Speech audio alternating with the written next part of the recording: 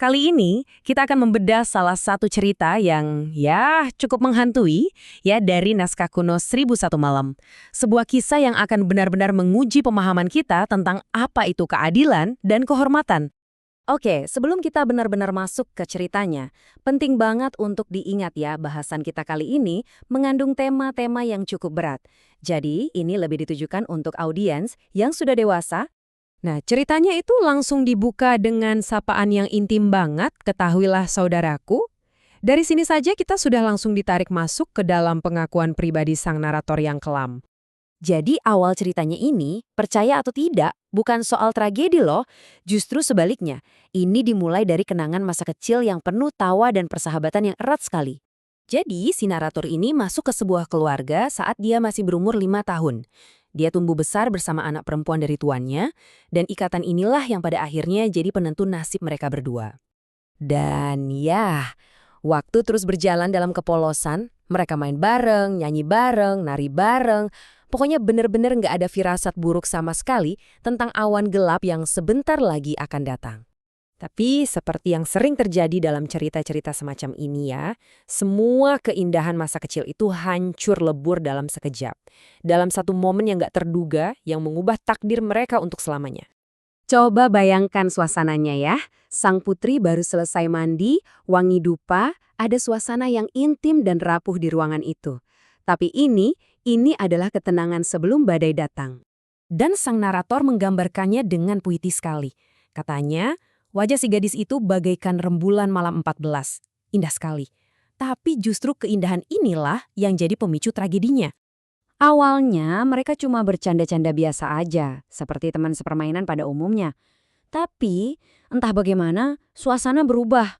Candaan itu jadi sesuatu yang jauh lebih dalam. Sebuah gairah yang gak terkendali. Dan di sini, di titik ini, sang narator merasakan sesuatu yang gak bisa dia lawan. Dia bilang, bergejolaklah rasa panas dalam diriku. Ini udah jadi semacam point of no return bagi mereka. Dan, terjadilah apa yang seharusnya tidak terjadi. Kepolosan mereka hilang saat itu juga. Dan konsekuensinya, ini bakal merusak hidup mereka selamanya. Oke, setelah kejadian itu, apa yang terjadi? Bukan kemarahan besar-besaran, bukan. Malah keheningan yang dingin. Dan di balik keheningan itu, sebuah rencana licik mulai disusun. Buat sang ibu, kehormatan keluarga itu nomor 1. Jadi dia nggak mau kebenaran terungkap, dia lebih memilih untuk menutupi semuanya dengan jaring kebohongan, apapun risikonya. Dan coba bayangkan tegangnya. Selama 2 bulan penuh, suasana di rumah itu pasti mencekam banget. Di depan, semua tampak baik-baik saja. Tapi di belakang layar, takdir yang kejam sedang dirancang. Rencananya ini benar-benar terstruktur. Setiap langkahnya dirancang untuk menutupi aib, menyelamatkan putrinya, dan yang terakhir, menghukum sang narator dengan cara yang paling mengerikan. Nah, rencana ini punya 2 target.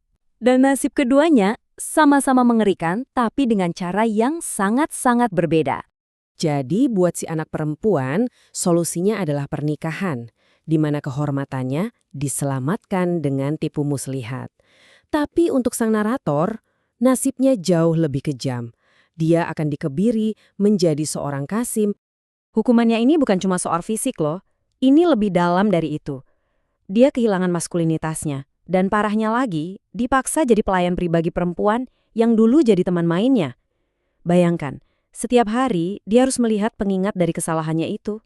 Tapi ceritanya gak berhenti di situ.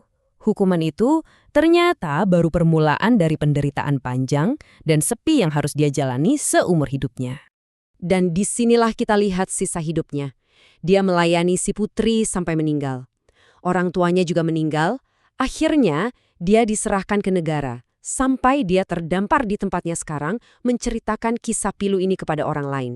Dan di akhir ceritanya, dia langsung menjawab pertanyaan yang mungkin ada di benak semua orang yang mendengarkan. Dia bilang, ini sebabnya mengapa kemaluanku dikebiri. Benar-benar sebuah penutup yang menusuk ya. Jadi, kisah ini meninggalkan kita dengan sebuah pertanyaan besar kan?